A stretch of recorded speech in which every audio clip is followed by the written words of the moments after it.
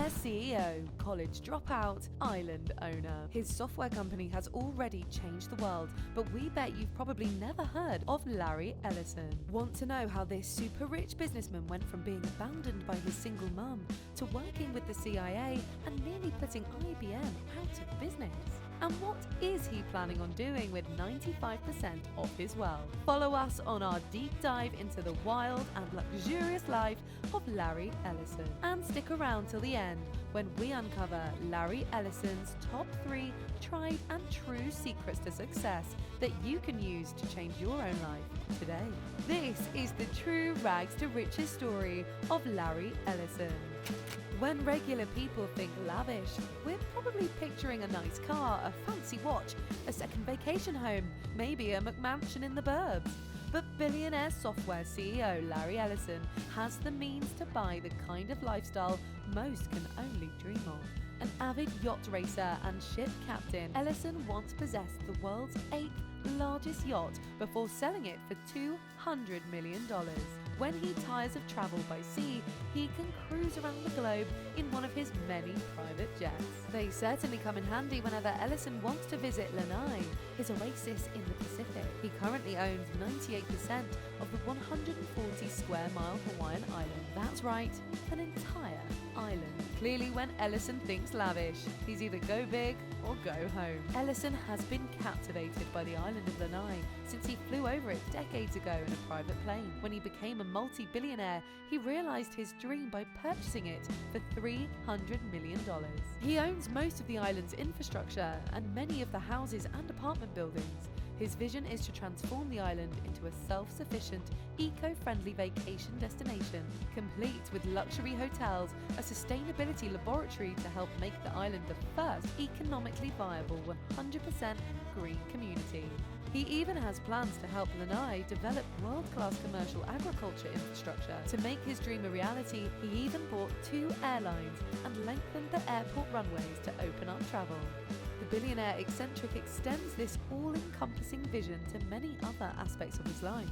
He envisions several of his homes as potential art museums to house his vast art collection. He has a home for his modern art, one for his 19th century art, and one for his French Impressionism art, as well as a home built on temple grounds in Japan to house his Japanese art. His Woodside, California home, which is his primary residence, was modelled after a 16th century Japanese emperor's palace.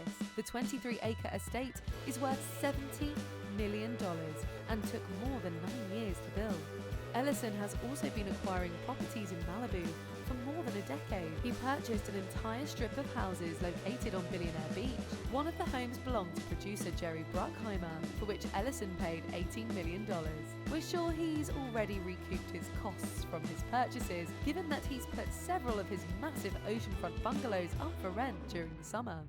You too can spend a few months soaking up the sun in style, if you have $65,000 a month to spare, that is. People close to Ellison have described his shopping spree as an investment, and he has monetized some of his properties. For instance, he and chef Nobu Matsuhisa, Robert De Niro and film producer Mia Temper converted the historic Casa Malibu Inn into a lavish Japanese-style hotel. Another huge investment is Porcupine Creek, a 249-acre estate that includes an 18-hole golf course and a mansion patterned after an Italian villa. An avid tennis fan, the estate hosts an international tennis tournament that attracts the world's top players and more than 450,000 fans annually. But as a child, Ellison's only brush with luxury and wealth came from what he saw on TV. His origins were humble, and if all the pieces hadn't fallen into place for Ellison, his life would have turned out much, much different.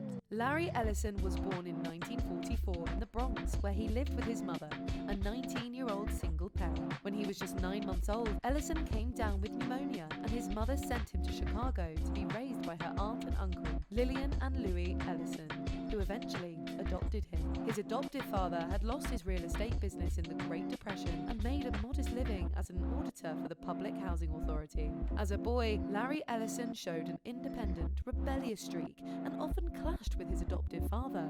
"I have had all of the disadvantages required for success," Ellison would famously say of his childhood. After high school, he enrolled at the University of Illinois, Champaign, where he was named Science Student of the Year. But during his sophomore year, his mother died and Ellison suddenly dropped out.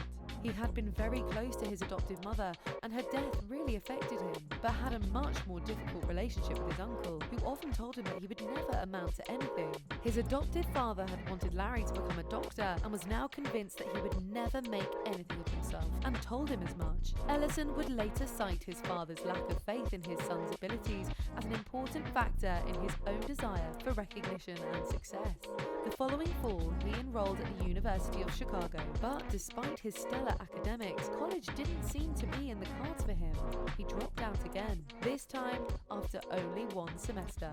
But the seemingly aimless young man had already learned the basics of computer programming in Chicago. He took this skill with him to California, arriving with just enough money for fast food and a few tanks of gas. For the next 8 years, Ellison bounced from job to job, working as a technician for Fireman's Fund and Wells Fargo. As a programmer at Amdahl Corporation, he participated in building the first IBM-compatible mainframe system. This experience would prove to be invaluable. In 1977, Ellison and two of his Amdahl colleagues founded software development labs and soon had a contract to build a database management system, which they called Oracle, for the CIA. Inspired by a research paper written by British-born computer scientist Edgar F. Codd that outlined a relational database model, Ellison wanted to make wider use of the approach, which organized large amounts of data in a way that allowed for efficient storage and quick retrieval. IBM saw no commercial potential in this concept of a structured query language, SQL for short, but Larry Ellison did. In 1979, his newly formed company released Oracle, the earliest commercial relational database program to use SQL, and the versatile database program gained steady popularity. The company had fewer than 10 employees and revenue of less than $1 million per year, but in 1981, IBM signed on to use Oracle, and Ellison's sales doubled every year for the next 7 years. He soon renamed the company after its best-selling product. Success continued, and Ellison became one of the wealthiest people in the world. Both my mother and I were determined that we weren't going to stay on welfare, Ellison said of his drive to persevere. We always worked towards doing better, towards having a better life. He never had any doubts that we would. It had taken him about 35 years to see major returns on his efforts, but Ellison's willingness to keep moving forward and his fearlessness in the face of potential failure paid off in a huge way. But Ellison will be the first to tell you that you can't rest on your laurels. Tomorrow's success is never guaranteed.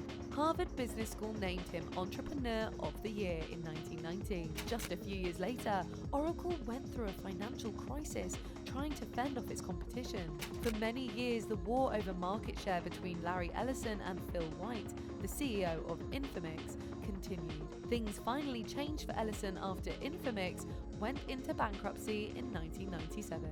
Ellison set his sights on growth through acquisitions, and over the next several years, he gobbled up several companies, including PeopleSoft, Cybel Systems, and Sun Microsystems, all of which helped Oracle reach a market cap of roughly $185 billion, with some 130,000 employees by 2014. Today, Oracle owns $131 billion in assets and has an annual revenue of $40 billion. Larry Ellison, who owns about 42% of the company, has been its CEO and innovative leader for over 40 years. Ellison is also a generous donor, having joined the Giving Pledge upon its inception in 2010. He wrote, "Many years ago, I put virtually all of my assets into a trust with the intent of giving away at least 95% of my wealth to charitable causes. I have already given hundreds of millions of dollars to medical research and education, and I will give billions more over time. Until now, I have done this giving quietly because I have long believed that charitable giving is a personal and private matter. Warren Buffett personally asked me to write this letter because he said I would be setting an example and influencing others to give. I hope he's right. In 2000, Larry Ellison was hitting his stride in business and life. He was the second richest person in the world, and his company was thriving like never before. Fortune magazine described him as insecure, arrogant, brilliant, sleazy, funny, cool, and ruthless. This paradoxical combination of ideas perfectly describes Larry Ellison's persona. The story went on to explain how these contradictory qualities defined the different areas of Ellison's work and home life. However, the number one thing emphasized is that Larry Ellison absolutely loved his life as an extravagant CEO. How has Larry Ellison achieved so much professionally while still finding immense personal satisfaction? How can you model your actions on his success story? Let's count down some of the lessons Larry Ellison has learned and shared with others over the years. First, do what you love. Money is the major factor for many emerging entrepreneurs, but truly successful people have to have deeper motivations. Some CEOs like Elon Musk are driven to create the future, but they don't always find satisfaction in those endeavors.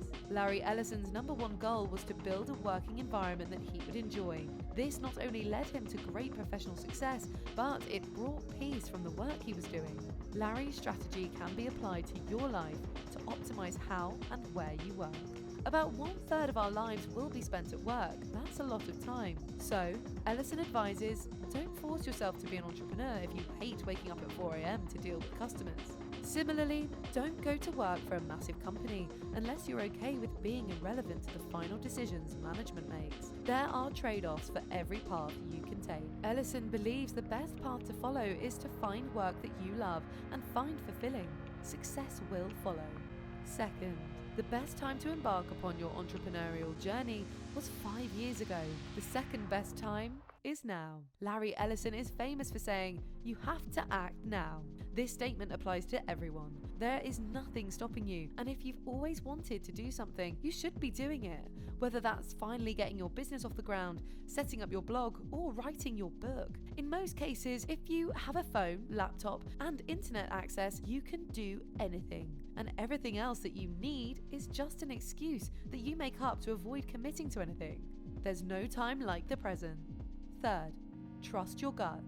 The most important aspect of my personality as far as determining my success has been my questioning conventional wisdom, doubting experts and questioning authority. While that can be painful in your relationships with your parents and teachers, it's enormously useful in life.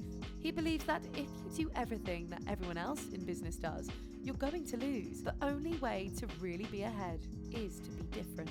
If you thought Larry Ellison had early venture capitalists queuing up at his office for investment, you're wrong. I couldn't even get them to say no because nobody even met me, Ellison said. In fact, he was often admonished by the receptionist of investors for loitering in their offices for hours on end.